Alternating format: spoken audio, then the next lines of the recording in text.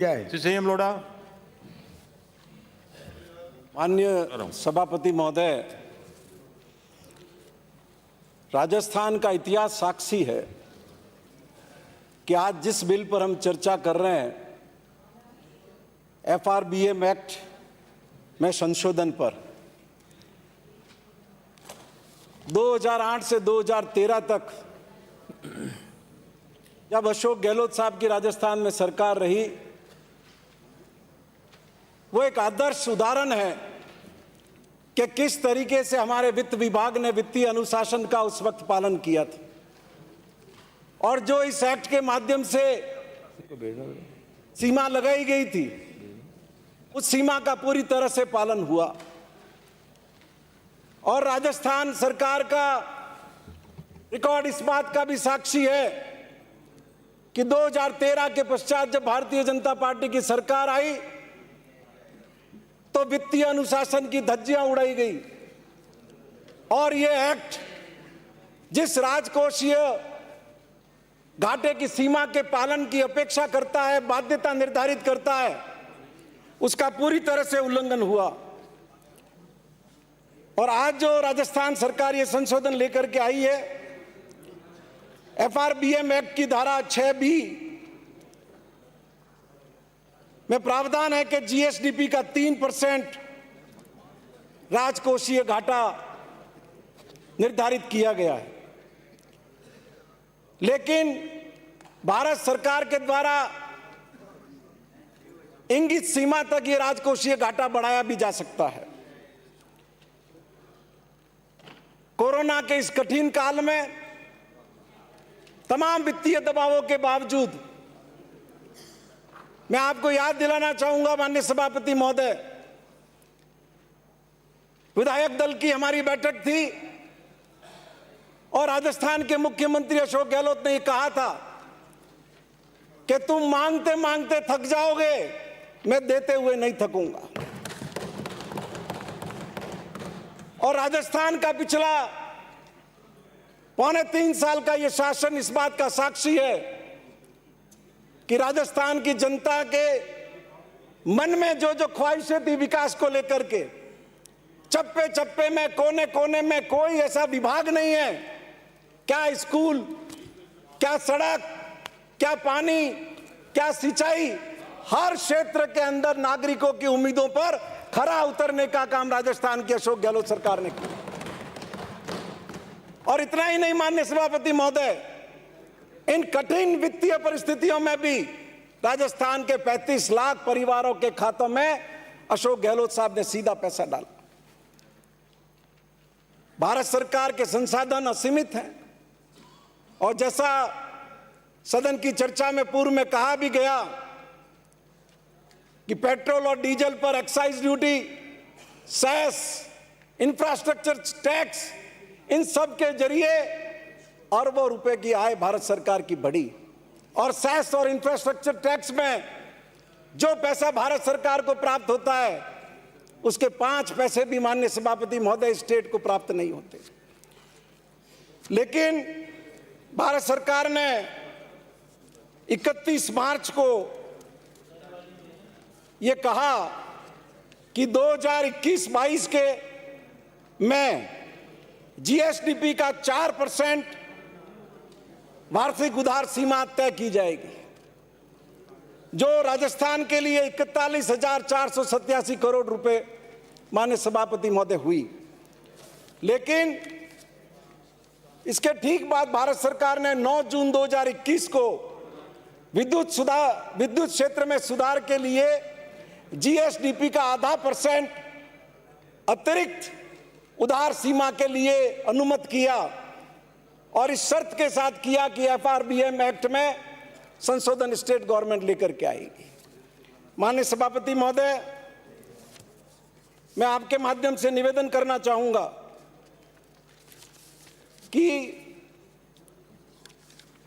ये जो पैसा दिया गया है, या 0.5% राजकोषीय घाटे की ये सीमा बढ़ाई गई है, 0.5% तो बढ़ाई गई है अनटाइड फंड के लिहाज से, और 0.5% बढ़ाई गई है ये अतिरिक्त पूंजीगत व्यय के लिए। बीजेपी की सरकार के वक्त माननीय सभापति महोदय उदय योजना में 2015-16 और 2016-17 में 62,421.96 करोड़ रुपए का ऋण दायित्व राजस्थान की तत्कालीन सरकार ने टेक ओवर किया और जिसके कारण माननीय सभापति महोदय ऋण भार में वृद्धि हुई। राजस्थान की सरकार लगातार इसका भुगतान कर रही है, लेकिन कोविड के कारण आपकी जानकारी में है कि वित्तीय दबाव बढ़ा है और अब ये अतिरिक्त संसाधन प्राप्त करने के लिए ये 0.5% का संशोधन लाना पड़ा है। माननीय सभापति महोदय, मैं आपको निवेदन करना चाहूंगा, राजस्थान में फिस्कल डेफिसिट कांग्रेस की तत्कालीन अशोक गहलोत की सरकार 2014 में 13-14 में 2.76% छोड़ करके गई थी, जो 3% के निर्धारित दायरे के भीतर था।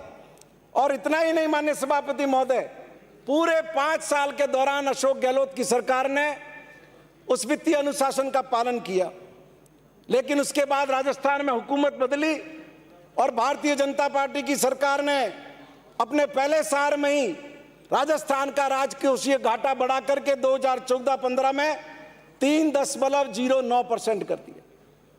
और इतना ही नहीं माननीय सभापति महोदय, 2015-16 में 2013-14 में जो 18,999.52 करोड़ रुपए घाटा था, वो 2015-16 में वसुंधरा राजे ने बढ़ा करके 63,069 करोड़ 96 लाख रुपए पर पहुंचा दिया। राजस्थान के वित्तीय अनुशासन की धज्जी 2.5 कर दिया, जो राजस्थान का स्थापना के बाद का एक रिकॉर्ड है। आज तक कभी राजस्थान के इतिहास में फिस्कल डेफिसिट राजस्थान का 9.25 कभी नहीं हुआ। माननीय सभापति महोदय, मैं आपके माध्यम से निवेदन करना चाहूंगा कि 2016-17 में भी जब राजकोषीय घाटा 3% होना चाहिए था, राजस्थान की बीजेपी की सरकार ने इसे 6.09% पर रखा और 46,317 करोड़ 95 लाख रुपए राजस्थान का राजकोषीय घाटा रहा। माननीय सभापति महोदय, उसके बाद में 2017-18 में 3.06, 2018-19 में 3.74, तो इस तरीके से राजस्थान की पूरी वित्तीय व्यवस्था को उन्होंने पटरी से उतार दिया।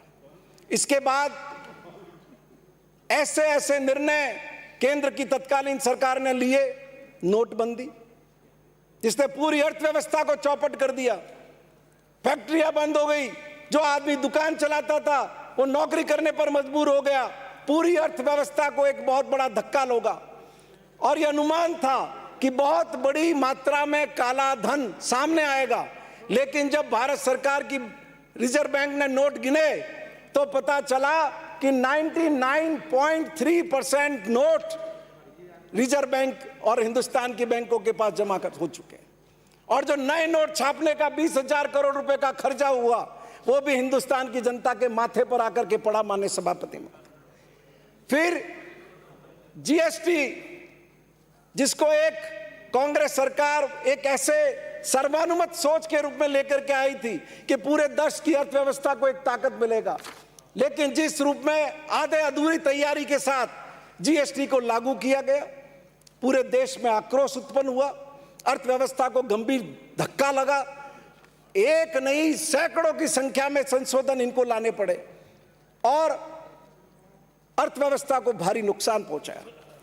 उसके बाद लगातार राज्यों को कमजोर करने का काम हुआ।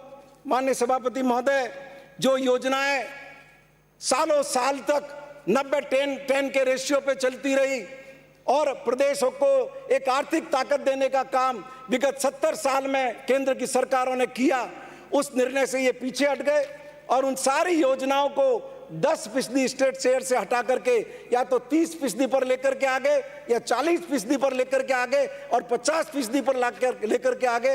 राज्यों की वित्तीय हालत माननीय सभापति महोदय आप जानते हैं अच्छी है नहीं, और उसका नतीजा हुआ कि ऐसी अनेक मनमोहन सिंह सरकार के वक्त जो राजस्थान की स्वीकृत योजनाएं थी, चाहे वो एग्रीकल्चर सेक्टर की थी, चाहे वो इरिगेशन सेक्टर की थी, उनको बंद होना पड़ा क्योंकि भारत सरकार ने पैसा दिया नहीं। राजस्थान सरकार उतना शेयर डिपॉजिट कर नहीं सकती। तो एक तरीके से केंद्र अधिनायकवाद की तरफ आगे बढ़ रहा है और राज्य के हितों का कुठाराघात कर रहा है। आज भी राजस्थान के जो जीएसटी के पेटे के करोड़ों रुपए बकाया है उसको ये अदा नहीं कर रहे हैं। और मैं आपको निवेदन करना चाहूंगा कि केंद्र सरकार अपना खजाना लगातार भर रही है। फ्यूल सब्सिडी 2020-21 का मैं इनका बजट एस्टीमेट आपको निवेदन करूं, 40,915 करोड़ रुपए बजट एस्टीमेट रखा गया फ्यूल सब्सिडी के लिए और रिवाइज एस्टीमेट में उसको 39,055 करोड़ रुपए किया गया। और इस साल माननीय सभापति महोदय 21-22 में फ्यूल सब्सिडी घट करके 14,073 करोड़ रुपए पर लाकर के इन्होंने खड़ी कर दी। आज इससे अंदाजा लगाइए कि सारी चीजें गैस हो, डीजल हो, पेट्रोल हो, इनके दाम क्यों बढ़ रहे हैं। आप लगातार सब्सिडी घटा रहे हैं और अपना मुनाफा अपनी कंपनियों को दे रहे हैं। इन सब कारणों से ये स्थितियां बनी है। और अब ये जो FRBM एक्ट लाए इसमें भी क्या है कि सारी कंपनियों की जितनी लायबिलिटी है ये 4 साल का आपको वक्त दिया है 24-25 तक, वो आपको टेक ओवर करनी है और इसीलिए आपको पैसा दे रहे हैं। तो फिर आप कंपनियां रखते ही क्यों? अगर सारा कुछ स्टेट को ही लेना है तो स्टेट का डिपार्टमेंट ही बना दो उसको। जब सारी हानि, सारा लोन सब आपको ही उठाना है तो मेरा आपके माध्यम से यही निवेदन है कि ये तो केंद्र सरकार की बाध्यता है, लाना ही पड़ेगा। लेकिन मैं आपके माध्यम से खास तौर पे हमारे बीजेपी के मित्रों को विनती करना चाहता हूं कि 25 सांसद राजस्थान के लोगों ने जिता के दिए, पूरे हिंदुस्तान से 300 से ज़्यादा लोग आपके जीत करके गए हैं। ये इस तरीके की लायबिलिटी बिगड़े कमज़ोर आर्थिक हालत वाले अगर प्रदेशों पर आप डालेंगे और डंडे के बल पर डालेंगे तो इससे देश का और देश की जनता का भला होने वाला नहीं है। ये जो आपने 0.5% राजकोषीय घाटा बढ़ाने की सुविधा दी है वो तो ठीक है, लेकिन बिजली कंपनियों की लायबिलिटी भारत सरकार को उठानी चाहिए। पहले भी उदय योजना के अंतर्गत जो लायबिलिटी स्टेट पर डाली गई है उसका भारी नुकसान हुआ है, पूरा हमारा ऊर्जा क्षेत्र चरमरा गया है। इसलिए मैं आपके माध्यम से विनती करूंगा कि प्रधानमंत्री जी के विपक्ष के नेता जाकर के बात करें जिससे इस दिशा में स्टेट को सुविधाएं मिल सके। बहुत बहुत धन्यवाद। सभापति महोदय, सदन physical responsibility and budget management amendment bill 2021 पर बात कर रहा है। मैं भी बैठा बैठा सिरोही से आने वाले माननीय सदस्य का भाषण सुन रहा था। मैं सोच रहा था कि बिल के परव्यू में ये कुछ अपनी बात कहेंगे। विधायक दल की बैठक से आपने बात प्रारंभ की, नोटबंदी, GST, petrol diesel, fuel subsidy और केंद्र सरकार को कोसने की बात आपने कही। पर मैं एक बात जरूर कहूँगा, आप मेरे मित्र हैं, पर दिल के अरमा आंसुओं में बह गए। वो समय कभी नहीं आएगा जब आपको मैं वहाँ बैठा देखूंगा। सभापति महोदय, ये जो बिल आया है FRBM एक्ट